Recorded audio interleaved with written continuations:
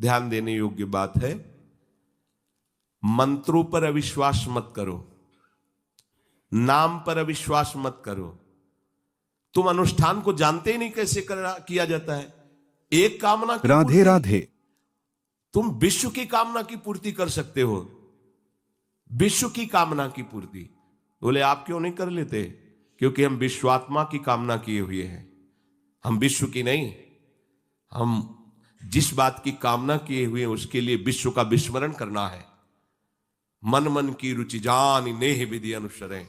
हम प्रियालाल की मन की बात जानकर उनकी सेवा में रत होना चाहते हैं। नहीं, नाम और मंत्र में इतनी ताकत है, आप उसको समझ नहीं पाएंगे। आप विचार करके देखिए, जब कोई पवित्र अनुष्ठान कोई राक्षस करता था तो बहुत पहले से ही वो मदिरा त्याग देता था, मांस खाना त्याग देता था, अपवित्रता का त्याग कर देता। परम पवित्र ऋषियों की तरह होकर वो तब जगत विनाश के लिए अनुष्ठान होता, पर उसके लिए भी पवित्रता की ऐसी आवश्यकता थी। अब आप बेविचार करो, शराब पियो, मांस खाओ, गंदे आचरण करो और बोलो हमने राधा राधा कहा लेकिन काम नहीं बना। वो बोल रहे थे कि कितना भी बड़ा संकट हो, फिर बोल रहे हैं। अगर भयानक से भयानक विपत्ति को ऐसे न नष्ट कर दे तो बता देना, कृष्णाय वासुदेवाय हरे परमात्मने प्रणतः क्लेश नाशाय गोविंदाय नमो, इसका जप करो। और जब तक तुम्हारा काम पूरा ना हो जाए ब्रह्मचर्य से रहो, झूठ मत बोलना, मदिरा मत पीना, मांस मत खाना, और ना काम हो जाए तो मैं बताना कि भारी से भारी विपत्ति का नाश करके भगवान श्री कृष्ण का आश्रय उसे ऊंचे उठा देगा, इस जगत की धरा से उठा देगा। विश्वास नहीं? आप मदिरा पियो, मांस खाओ, बेविचार करो, सोचो 1,00,000 2,00,000 महात्मा को दे देंगे, हमारी कामना पूर्ति हो जाएगी। बिल्कुल भूल में मत रहना।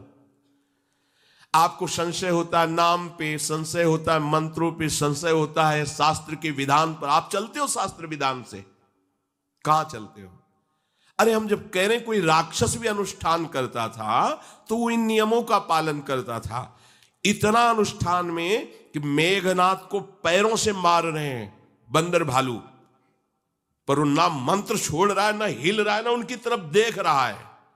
इतना सहनशील होना चाहिए अनुष्ठान के लिए। किसी कामना की पूर्ति के लिए सांगोपांग अनुष्ठान करो, भला कामना की पूर्ति ना हो जाए? नहीं। आप शास्त्रों में पढ़ के देखो, संतान उत्पत्ति के लिए कैसे व्रत, पयोव्रत का कैसे अनुष्ठान किया। पवित्र रह करके इतनी इतनी मात्रा में ये आहार लेना है, इस मंत्र का जब भगवान गर्भ में आ गए। क्या चाहिए तुम्हें? भारी से भारी विपत्ति को दूर करने के लिए आर्त भाव से पुकारो भगवान को। तुम्हें धनी बनना है, अनुष्ठान कीजिए। हम कह रहे किसी विशेष मंत्र आदि की तरफ ना बढ़िए, बोलिए राधा राधा। क्या चाहिए आपको? कृष्ण कृष्ण बोलिए। सब मंत्रों का सार है नाम में, आप बोलिए तो नाम। पवित्र होइए, गंदे आचरण छोड़िए। क्या चाहिए आपको? भगवान का नाम जहां गूंजता है वहां ऐश्वर्य अपने आप चरणों में लौटता है। अब छल कपट करो, हिंसा करो, गंदे आचरण करो, सोचो हम बहुत बड़े धनी बन जाएं, तो दुष्कृति का फल दरिद्रता और दुख होता है। सुकृत का फल ऐश्वर्य और सुख होता है।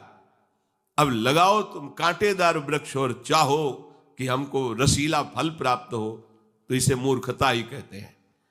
फिर दोष देता है काल, कर्म, ईश्वर को, शास्त्रों को, मंत्रों। अरे कुछ नहीं, नाम मंत्र में जरा सी भी अनुष्ठान में त्रुटि हो जाए तो उसका फल बदल जाता है। आप कहां अनुष्ठान कर रहे हैं? कौन सा अनुष्ठान कर रहे हैं? सबसे पहला नियम अनुष्ठान का होता है पवित्र आचरण, ब्रह्मचर्य, सत्यवाद, पवित्र भोजन, संयम से। कोई भी अनुष्ठान कर, किसी भी विषय का अनुष्ठान करके देखो, अभी हो जाएगा। राधे राधे। ये तो हमसे नहीं होगा तो फिर आप बड़ी बड़ी कामनाएं करते हो, हवा में कामनाएं पूर्ण हो जाएंगी।